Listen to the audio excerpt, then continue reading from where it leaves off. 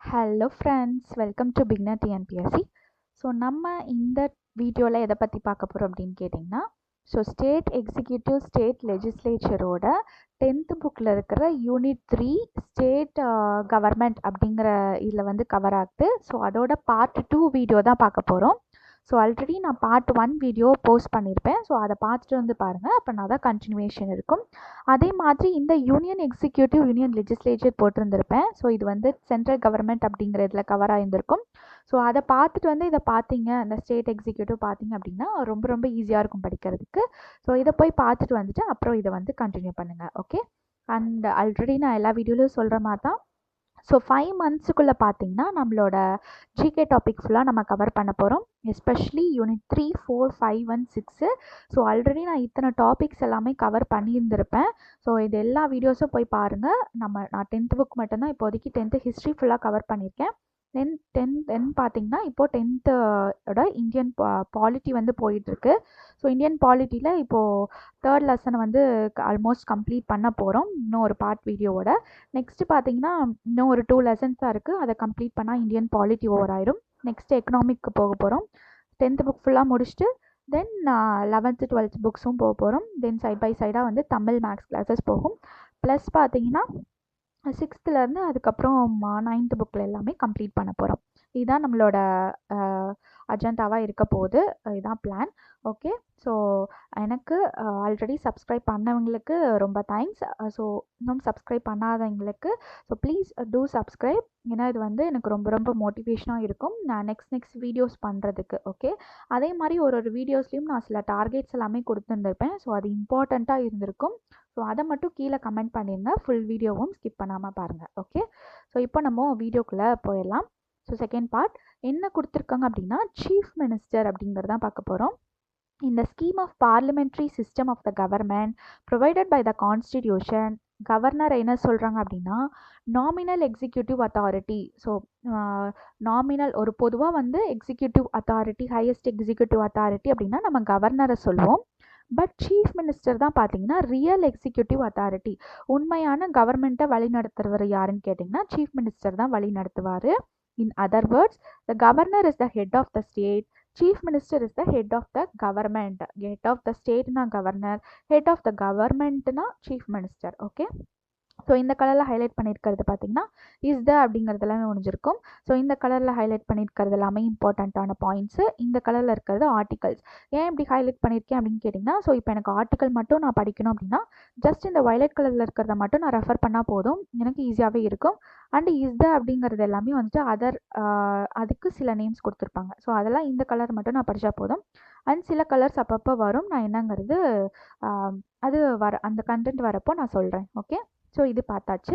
Next chief மினிஸ்டரை எப்படி தான் appointment பண்ணுவாங்க அப்படின்னு கேட்டிங்கன்னா, கவர்மெண்ட் ஆஃப் இந்தியா வந்துட்டு கவர்னர் மூலியமாக சீஃப் மினிஸ்டர் அப்பாயின்மெண்ட் பண்ணுறாங்க.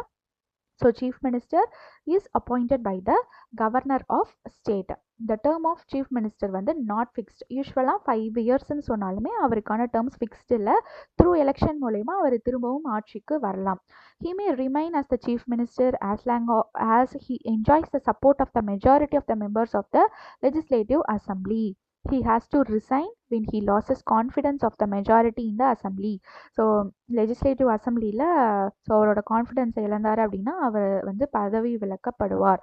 It is understood that normally he completes 5-year terms like other members in the legislative assembly.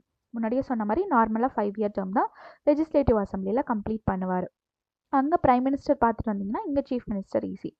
அதான் சொல்கிறேன். ஸோ சென்ட்ரல் கவர்மெண்ட் பார்த்துட்டு வந்தீங்கன்னா state government very very easy. Okay, the chief minister recommends the person who can be appointed as ministers by governor. So கவர்னரால் யார் யார் மினிஸ்டர்ஸை appointment பண்ணணும் அப்படிங்கிறது யார் ரெக்கமெண்ட் பண்ணுவா? சீஃப் மினிஸ்டர் தான் ரெக்கமெண்ட் பண்ணுவார். அது மட்டும் இல்லை, அவருக்கு கீழே இருக்கிற மினிஸ்டர்ஸுக்கான டிபார்ட்மெண்ட்ஸ் எல்லாத்தையும் நம்ம சீஃப் மினிஸ்டர் தான் முடிவு செய்வார்.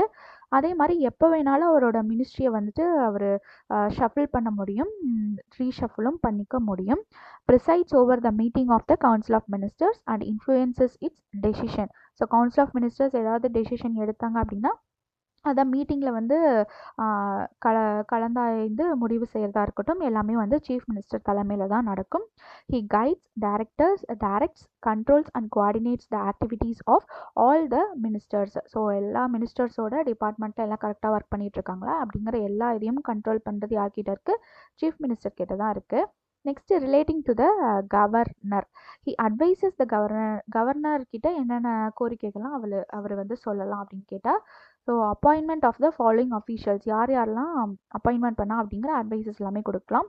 லைக் யார் யாரெல்லாம் பார்த்தீங்கன்னா, advocate general of state, state election commissioner, chairman and members of the state public service commission, chairman and members of the state planning commission. இவங்க எல்லாத்தையுமே அப்பாயின்மெண்ட் பண்ணுறதுக்கான அட்வைசஸை கவர்னருக்கு சீஃப் மினிஸ்டரால் கொடுக்க முடியும். Okay, chairman and members of the state finance கமிஷனும் அவர் வந்து அட்வைஸ் பண்ணலாம். Next relating to state legislature, so the chief minister advises the governor with regard to the summoning and proroguing the sessions of the state legislature. So சட்டமன்றம் எப்போ கூடணும் அப்படிங்கிற எல்லா இதையும் வந்துட்டு சம்மன்ஸ் எல்லாத்தையுமே வந்துட்டு சீஃப் மினிஸ்டர் வந்து கவர்னர் கிட்ட ஒப்படைப்பார். He announces the government policies on the floor of the house. So சட்டமன்றத்துக்கு முன்னாடி என்னென்ன பாலிசிஸ்லாம் அந்த மெஜாரிட்டி பார்ட்டி வந்து கொடுக்க போகுது அப்படிங்கிறத அனௌன்ஸ் பண்ணுறது சீஃப் மினிஸ்டர் தான் அனௌன்ஸ் பண்ணுவார். அதே மாதிரி லெஜிஸ்லேட்டிவ் அசம்பிளியில் ஏதாவது பில் இன்ட்ரடியூஸ் பண்ணோம் அப்படின்னாலும் சீஃப் மினிஸ்டர் தான் இன்ட்ரடியூஸ் பண்ணுவார். He can recommend for the dissolution of the legislative assembly to the governor anytime. So எப்போ வந்து அந்த சட்டமன்றம் அப்படிங்கிறது கலையணும் அப்படிங்கிறது எல்லாத்தையும் கவர்னர் கிட்ட யார் சொல்லுவா அப்படின்னு கேட்டால் நம்மளோட சீஃப் மினிஸ்டர் தான். நெக்ஸ்ட் பார்த்தீங்கன்னா, அவருக்கு சீஃப் மினிஸ்டருக்கு கீழே இருக்கவங்க கவுன்சில் ஆஃப் மினிஸ்டர்ஸ், அவங்கள பற்றி தான் நெக்ஸ்ட் பார்க்க போகிறோம். So council of ministers are collectively responsible to the state legislature. So ஸ்டேட்டோட இது எல்லாத்துக்குமே லெஜிஸ்லேச்சருக்கு எல்லாத்துக்குமே ரெஸ்பான்சிபிள் யாருன்னு கேட்டிங்கன்னா கவுன்சில் ஆஃப் மினிஸ்டர்ஸ் தான். All the members of Council of Ministers must be the member of the state legislature. எல்லாருமே state லெஜிஸ்லேச்சரோட ஒரு உறுப்பினராக இருக்கணும். Those who are not the members at the time of their appointment, so அவங்களோட அப்பாயின்மெண்ட்டில் வந்து மெம்பர்ஸாக இல்லை அப்படின்னாலும் period of 6 monthsக்குள்ளே அவங்க வந்து ஸ்டேட் லெஜிஸ்லேச்சரோட மெம்பராக இருக்கணும். If a no confidence motion is passed by the legislative assembly, the state ministry shall resign. So நம்பிக்கையில்லா தீர்மானம் வந்து நிறைவேற்றப்படும் போது அவங்க கவுன்சில் ஆஃப் மினிஸ்டர்ஸை எப்போ வேணாலும் அவங்களோட போஸ்ட்ல இருந்து தூக்க முடியும். ஓகே, நெக்ஸ்ட் ஆர்டிகல் 163 என்ன சொல்லுது அப்படின்னு கேட்டிங்கன்னா, ஸோ கவர்னருக்கு என்னென்ன அட்வைசஸ்லாம் கவுன்சில் ஆஃப் மினிஸ்டர்ஸ் கொடுக்கலாம் அப்படிங்கிற இதை வந்து ஆர்டிகல் 163 வந்து நம்மளுக்கு சொல்லுது. So according to article 163(1), there shall be a council of minister with the chief minister as the head to aid and advise the governor in the exercise of his function, except in so far as he is by or under his constitution required to exercise his function or any of them in his discretion. என்ன சொல்கிறாங்க அப்படின்னா, council of ministers சில chief மினிஸ்டரோட head தலைமையில் வந்துட்டு council of ministers கவர்னருக்கு சில advices வந்து கொடுக்கலாம். எக்ஸப்ட் அவரோட ஓன் ஃபங்க்ஷன்ஸை வந்து கவர்னர் வந்து அவரோட ஓன் ஃபங்க்ஷன்ஸுக்கான சில ரைட்ஸ் எல்லாமே இருந்திருக்கும். அதை தவிர மித்தது எல்லாத்துக்குமே வந்து அட்வைசஸ் வந்து கவர்னர் கிட்ட கவுன்சில் ஆஃப் மினிஸ்டர்ஸ் வந்து கொடுக்கலாம். Okay, other provisions related to the ministers, article 164(1) holds the chief minister shall be appointed by the governor. So governor வந்து சீஃப் மினிஸ்டர் அப்பாயின்மெண்ட் பண்ணிட்டாங்க அப்படின்னு சொல்கிறோம். எந்த ஆர்டிகல் படின்னு கேட்டால் ஆர்டிகல் 164(1) படி. ஸோ நெக்ஸ்ட் ஆர்டிகல் 164(1)(a) என்ன சொல்லுது அப்படின்னு கேட்டிங்கன்னா, total number of ministers including the chief minister in the council of minister in a state shall not exceed 15% of the total number of members of the legislative assembly. So சட்டமன்றத்தில் council of ministers இருக்கும்போது அதில் total மெம்பர்ஸில் 15% மட்டும்தான் council of ministers ஆக முடியும், including chief மினிஸ்டரோட சேர்ந்து. அப்படிங்கிறத எந்த article சொல்லுது? ஆர்டிக்கல் 164(1)(a) வந்துட்டு இங்கே நம்மளுக்கு சொல்லுது. Okay, the functions and powers of the council of ministers, என்னென்ன பவர்ஸ்லாம் இருக்குது கவுன்சில் ஆஃப் மினிஸ்டர்ஸ்க்கு, அவங்களுக்கான அவங்களோட பவர்ஸ் அண்ட் ஃபங்க்ஷன்ஸ் என்னென்னு பார்க்க போகிறோம். It formulates and decides the policies of the state and implements them effectively. So policies எல்லாமே வந்து மேக் பண்ணுறது, ஸ்டேட்டுக்காக மேக் பண்ணுறது எல்லாமே வந்து கவுன்சில் ஆஃப் மினிஸ்டர்ஸ் தான் பண்ணுவாங்க. Next decides the legislative programmes of the legislative assembly. So legislative அசம்பிளியில் என்னென்னலாம் அறிவிக்கணும் அப்படிங்கிறது எல்லாமே கவுன்சில் ஆஃப் மினிஸ்டர்ஸ் தான் டிசைட் பண்ணுவாங்க. அண்ட் இம்பார்ட்டன்ட் பில்ஸுமே வந்துட்டு ஸ்பான்சர் பண்ணுவாங்க அந்த இடத்துல. Next it controls the financial policy and decides the tax structure are for the public welfare of the state. So tax எல்லாம் இன்க்ரீஸ் பண்ணலாமா டிக்ரீஸ் பண்ணலாமா, ஃபினான்ஸ் பாலிசிஸ்லாம் என்னென்ன அப்படிங்கிறத கவுன்சில் ஆஃப் மினிஸ்டர்ஸ்லாம் சேர்ந்து தான் முடிவெடுப்பாங்க. He makes the important appointments of the head of the departments. So ஒரு டிபார்ட்மெண்ட்டுக்கும் யார் யார் ஹெட்டாக இருக்கணும் அப்படிங்கிறது எல்லாமே அப்பாயின்மெண்ட் பண்ணுறது யார்? Council of ministers. It discusses and takes effort on the dispute with other countries. So மற்ற ஸ்டேட்ஸ் கூட பிரச்சனை அப்படிங்கும்போது கவுன்சில் ஆஃப் மினிஸ்டர்ஸ் தான் வந்து தலையிட்டு அதை வந்து தீர்த்து வைப்பாங்க. It frames the proposal for incurring expenditure out of state reserves. So ஸ்டேட்டுக்குன்னு சில சேவிங்ஸ் எல்லாம் இருக்கும். ஸ்டேட் சேவிங்ஸ் இது பண்ணி சேவிங்ஸ் பண்ணி வச்சுருப்பாங்க. அதை எடுத்து என்னென்ன வெல்ஃபேர் இதுக்காக ஸ்பெண்ட் பண்ணலாம் அப்படிங்கிறது எல்லாமே கவுன்சில் ஆஃப் மினிஸ்டர்ஸ் தான் டிசைட் பண்ணுவாங்க. It decides all the bills whether ordinary bill or the money bill to be introduced in the legislative assembly. So legislative அசம்பிளியில் ஆர்டினரி பில் பாஸ் ஆகணுமா இல்லை மணி பில் பாஸ் ஆகணுமா அப்படிங்கிறது எல்லாமே டிசைட் பண்ணுறது council of ministers தான். Each minister of the Council of Ministers supervises, controls and coordinates the department concerned. So ஒவ்வொரு அமைச்சரும் அவங்களுக்கு கொடுக்கப்பட்ட டிபார்ட்மெண்ட்டில் வந்து எல்லாத்தையும் கோஆர்டினேட் பண்ணி கண்ட்ரோல் பண்ணி அவங்களோட தலைமையில் நிர்வாகம் பண்ணிட்டு இருப்பாங்க. Annual financial statement called as the budget is finalised by the council of ministers. So annual budget finance பட்ஜெட்டை எல்லாரும் கவுன்சில் ஆஃப் மினிஸ்டர்ஸ் எல்லாரும் சேர்ந்து தான் கடைசியில் ஃபைனலைஸ் பண்ணுவாங்க. Okay, next the state legislature. The constitution provides a legislature for every state. ஒரு ஸ்டேட்டுக்குமே தனித்தனியான சட்டமன்றம் அப்படிங்கிறது ஒன்று இருக்குது அப்படிங்கிறத நம்மளோட கான்ஸ்டியூஷன் சொல்லுது. மோஸ்ட் ஆஃப் த ஸ்டேட்ஸ் வந்துட்டு யூனிகேமரல் லெஜிஸ்லேச்சர், அதாவது ரெண்டு இது பார்த்தோமா, லெஜிஸ்லேட்டிவ் கவுன்சில் லெஜிஸ்லேட்டிவ் அசம்பிளி அப்படின்னு ரெண்டு பார்த்தோம். முக்கால்வாசி ஸ்டேட் வந்து இந்தியாவில் இருக்கிறது எல்லாம் பார்த்திங்கன்னா ஒரே ஒரு லெஜிஸ்லேட்டிவ் அசம்பிளி மட்டும்தான் இருக்கும், லெஜிஸ்லேட்டிவ் கவுன்சில் இருக்காது சில ஸ்டேட்ஸை தவிர. Okay, some states have bicameral legislatures. அந்த ஸ்டேட்ஸ்லாம் என்னென்னு பார்த்தீங்கன்னா பீகார், கர்நாடகா, மகாராஷ்டிரா, உத்தரப்பிரதேஷ், ஆந்திர பிரதேஷ் அண்ட் தெலுங்கானா. இந்த ஸ்டேட்ஸ்லலாம் பார்த்தீங்கன்னா மறுபடியும் ரிப்பீட் பண்ணுறேன், பீகார், கர்நாடகா, மகாராஷ்டிரா, உத்தரப்பிரதேஷ், ஆந்திர பிரதேஷ் அண்ட் தெலுங்கானா. இந்த ஸ்டேட்ஸ்லலாம் பார்த்தீங்கன்னா ரெண்டு லெஜிஸ்லேச்சர் இருக்கும், லெஜிஸ்லேட்டிவ் கவுன்சிலும் இருக்கும், லெஜிஸ்லேட்டிவ் அசம்பிளியும் இருக்கும். இந்த ஸ்டேட்ஸை தவிர மற்ற ஸ்டேட்ஸில் எல்லாத்துலேயுமே லெஜிஸ்லேட்டிவ் அசம்பிளி மட்டும்தான் இருக்குது. The lower house legislative assembly represents the people of the state. The upper house legislative council represents special interests like teacher, graduates and local governments. So legislative அசம்பிளியை அங்கே லோக்சபாவை லோயர் ஹவுஸ், ராஜ்யசபா அப்பர் ஹவுஸ்ன்னு சொன்ன மாதிரி இங்கே லோக்சபாவுக்கு பதிலாக எது இருக்குன்னு கேட்டிங்கன்னா லெஜிஸ்லேட்டிவ் அசம்பிளி, அதை வந்துட்டு லோவர் ஹவுஸ்ன்னு சொல்லுவோம். அதே மாதிரி அங்கே ராஜ்யசபா அப்பர் ஹவுஸ்ன்னு சொன்னதை இங்கே லெஜிஸ்லேட்டிவ் கவுன்சிலை அப்பர் ஹவுஸ்ன்னு சொல்லுவோம். ஓகே, அந்த லெஜிஸ்லேட்டிவ் அசம்பிளி என்ன சொல்கிறோம் அப்படின்னா பீப்புள் ஆஃப் த ஸ்டேட்டை ரெப்ரசன்ட் பண்ணுது. ஸோ இந்த லெஜிஸ்லேட்டிவ் கவுன்சிலில் யாரை ரெப்ரசன்ட் பண்ணுதுன்னா teachers, graduates and local government எல்லாத்தையும் லெஜிஸ்லேட்டிவ் கவுன்சில் வந்து ரெப்ரசன்ட் பண்ணுது. ஓகே, தமிழ்நாட்டில் லெஜிஸ்லேட்டிவ் அசம்பிளியில் எத்தனை 234 மெம்பர்ஸ் இருக்காங்க. அதில் மினிஸ்டர்ஸ் எத்தனை பேர் இருப்பாங்க அப்படின்னா 36 இருப்பாங்க. அதாவது 234 பேர் இருந்தாலும் அதில் 36 பேர் தான் வந்து மினிஸ்டராக வந்து நியமிக்கப்படுவார்கள். ஸோ லெஜிஸ்லேட்டிவ் அசம்பிளியில், அதாவது 15% ஆஃப் 234 வந்து 36. அந்த 36 மினிஸ்டர்ஸ் தான் வந்து லெஜிஸ்லேட்டிவ் அசம்பிளியில் வந்து இருப்பாங்க.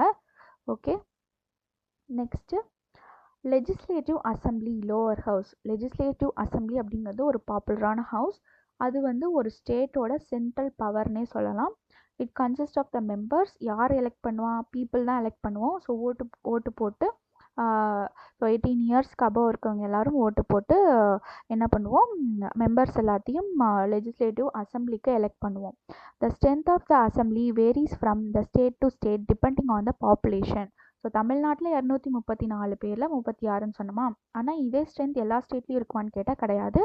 அந்தந்த ஸ்டேட்டோட பாப்புலேஷனுக்கு தகுந்த மாதிரி வேரி ஆகும். However, the maximum strength of the assembly must not exceed 500 or its minimum strength not to be below 60. ஆனால் அந்த லெஜிஸ்லேட்டிவ் அசம்பிளியில் அதிகபட்சமாக எத்தனை பேர் இருக்கலாம்? 500 பேர். குறைந்தபட்சமாக எத்தனை பேர் இருக்கலாம் அப்படின்னு கேட்டால் 60 பேர். ஸோ 60 பேர் 560 to 500 அப்படிங்கிற ரேஞ்சில் வந்து லெஜிஸ்லேட்டிவ் அசம்பிளியில் மெம்பர்ஸ் இருக்கணும். அவங்களோட ஆட்சி காலம் எது வரைக்கும் அப்படின்னு கேட்டிங்கன்னா 5 இயர்ஸ். நெக்ஸ்ட்டு இது வந்து பிரசிடெண்ட் வந்து எப்போ வேணாலும் ஆர் கவர்னர் வந்து எப்போ வேணாலும் இந்த நம்பிக்கையில்லா தீர்மானம் சொன்னோம் இல்லையா, அதுபடி நிறைவேற்றுனாங்க அப்படின்னா அவங்களோட 5 இயர்ஸ் முடியறதுக்கு முன்னாடியே அவங்களோட பதவிக்காலம் வந்து முடிஞ்சிடும். Okay, next the size of the legislative council cannot be more than 1/3 the membership of the legislative assembly of the state, but its size cannot be less than 40. என்ன சொல்கிறாங்க அப்படின்னா லெஜிஸ்லேட்டிவ் இது பார்த்தது லெஜிஸ்லேட்டிவ் அசம்பிளி பற்றி பார்த்துட்டு இருந்தோம். இங்கே legislative council வராங்க. லெஜிஸ்லேட்டிவ் கவுன்சிலில் ஸோ டோட்டல் மெம்பர்ஸில் 1/3 மெம்பர்ஸ் மட்டும் தான் லெஜிஸ்லேட்டிவ் அசம்பிளியில் இருப்பாங்க. அதே மாதிரி அதோட சைஸ் வந்து 40க்கு கீழே குறையக்கூடாது எங்கள் லெஜிஸ்லேட்டிவ் கவுன்சிலில். Okay, next composition. The legislative assembly of Tamil Nadu 235 பேர் இருக்காங்க. ஸோ முன்னாடி 245ன்னு சொல்லியிருப்பேன், ஸோ அது கிடையாது, 235. அதில் 234 பேரை வந்து பீப்புள் தான் எலெக்ட் பண்ணுறாங்க. மீதி ஒருத்தர் பார்த்திங்கன்னா கவர்னர் அலோகேட் பண்ணுவார். அவர் யார் இருப்பாங்கன்னு பார்த்தீங்கன்னா ஆங்கிலோ இண்டியனாக இருப்பார் அவர். ஓகே, ஸோ இதான் வந்து நம்மளோட தமிழ்நாட்டோட லெஜிஸ்லேட்டிவ் அசம்பிளியோட டோட்டல் மெம்பர்ஸ் 235. அதில் 234 பீப்புளால் எலெக்ட் பண்ணப்படுவார்கள். மீதி ஒருத்தர் வந்து Anglo Indian elected by the governor. Okay, next cabinet and cabinet committee. So இந்த அமைச்சரவையில் இருக்கிற குரூப் சில மெம்பர்ஸ் மட்டும் சேர்ந்து ஒரு கேபினெட் அப்படிங்கிறது ஒன்று ஃபார்ம் பண்ணுவாங்க. எதுக்குள்ளே இருந்துன்னு கேட்டால் கவுன்சில் ஆஃப் மினிஸ்டர்ஸ்குள்ளேயே இருந்து. அவங்க தான் என்னன்னு கேட்டால் ரியல் சென்டர் அத்தாரிட்டி இந்த state government.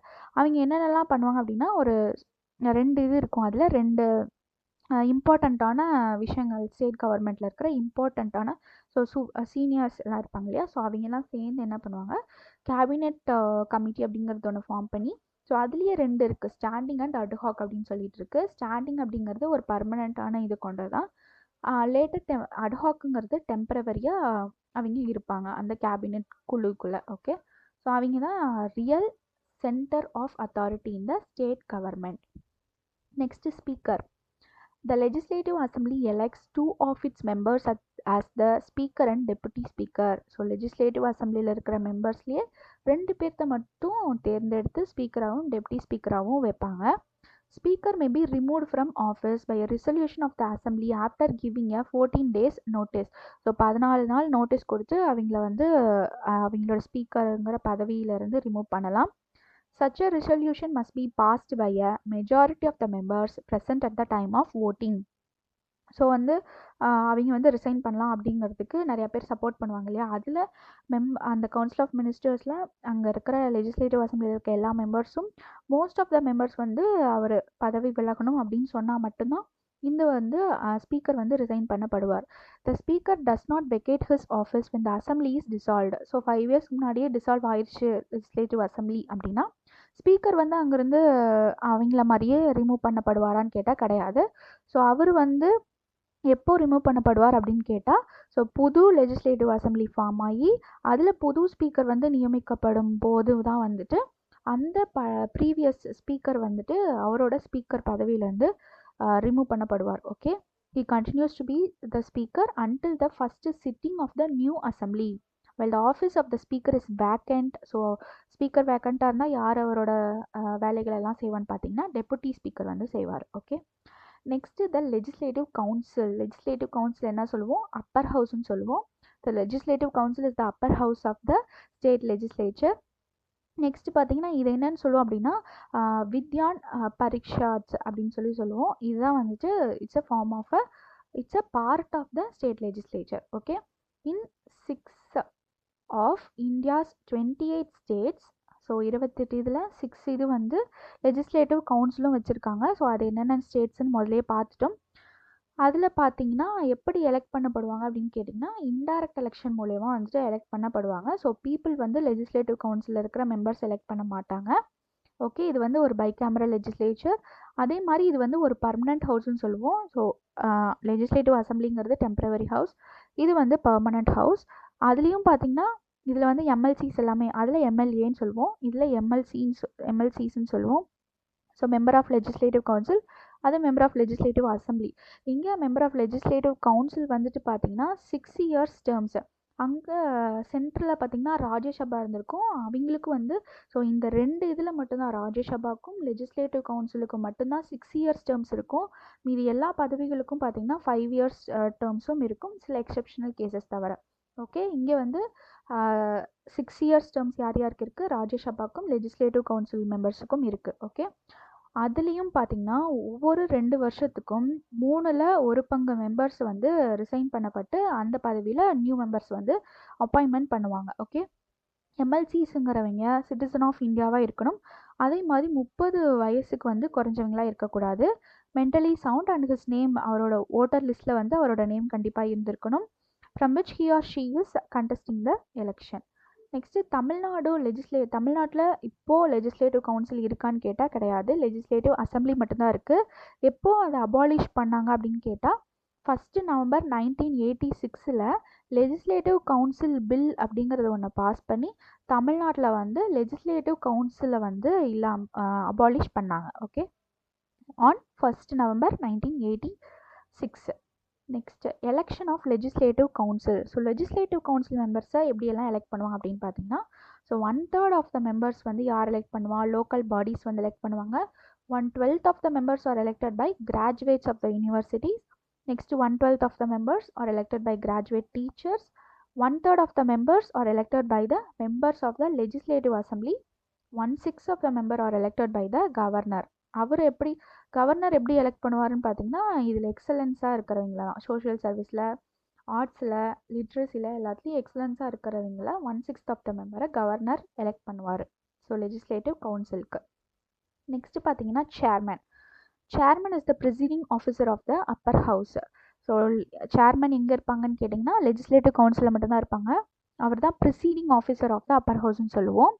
The members elect a chairman and a deputy chairman from among themselves. So legislative கவுன்சிலில் இருக்கிற மெம்பர்ஸே அதுலேருந்து 2 பேரை வந்து முன்னாடி பார்த்தோம் இல்லையா. ஸோ ஸ்பீக்கர், டெபுட்டி ஸ்பீக்கர் வந்து கவுன்சில் ஆஃப் மினிஸ்டர்ஸ்லேருந்து அப்பாயிண்ட் பண்ணுவாங்க. லெஜிஸ்லேட்டிவ் அசம்பிளியில் பார்த்தோம் இல்லையா. இங்கே லெஜிஸ்லேட்டிவ் கவுன்சிலில் அதே மாதிரி சேர்மன், டெபுட்டி சேர்மன் அப்படின்னு 2 பேரை நியமிக்கிறாங்க. சேர்மனோட ஆப்சன்ஸில் டெபுட்டி சேர்மன் வந்து லெஜிஸ்லேட்டிவ் கவுன்சிலோட ஃபங்க்ஷன்ஸ் எல்லாத்தையும் பார்த்துக்குவார். Next abolition or creation of legislative councils. So legislative council வேணுமா வேணாமா, அதை அபாலிஷ் பண்ணலாமா அப்படிங்கிறத எந்த ஆர்டிக்கல் சொல்லுது அப்படின்னு கேட்டால் ஆர்டிக்கல் 169 வந்து சொல்லுது creation or abolition of the legislative council in the state. Article 169 holds that state legislative assembly passes a resolution.